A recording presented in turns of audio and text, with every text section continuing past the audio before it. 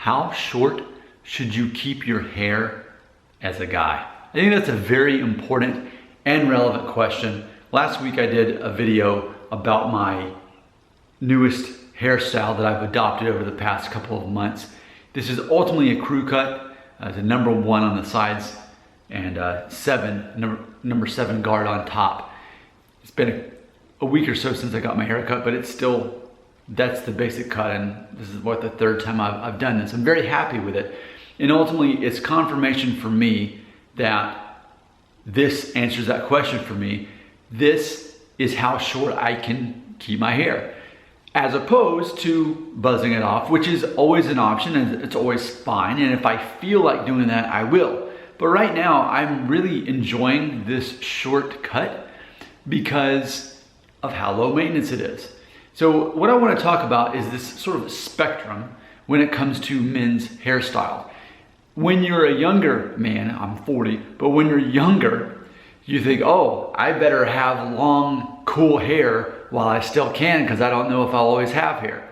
And so you will see this with teenage boys, with guys in their early 20s grow out long hair. Even John Mayer, who's older than me, still is rocking the long hair. But ultimately, what I see happen as a man gets older, the hair gets shorter.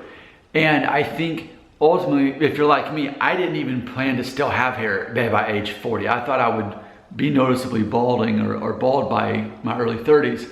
That didn't happen. So here in this sort of strange afterlife where I still have hair, I thought, well, I'm a grown man now, so what do I do about hair? I don't want to think about it. I don't have room in my head to worry about something so trivial. I just want a simple, basic haircut that's masculine, easy to fix, looks good, but ultimately, there is a length of your hair that's going to be the best look and it still be the shortest as possible. Because I think that's really the question we should be asking. How short can you have your hair and it look good? And maybe the answer is that you shave it off. I mean, depending on how much real estate you still have up there, depending on not only your hairline, but also on the density of your hair. So it's not like you have to have a perfect head of hair in order to have certain haircuts. You just find out what's the shortest I can keep on. So for me specifically, I feel that this is the shortest where it still looks good and nice and tidy and masculine, all those things. But if I wanted to go shorter, what I would do is I would actually go with maybe a number 2 all over, something like that, if I felt like it. And in the near future, maybe I will. I don't know. Whatever I feel like doing is what I'll do. But ultimately, what I've learned, even when you look back last year, my hairstyle was that where it was really long on top and then I shaved the sides off, like with the disconnected part and all that.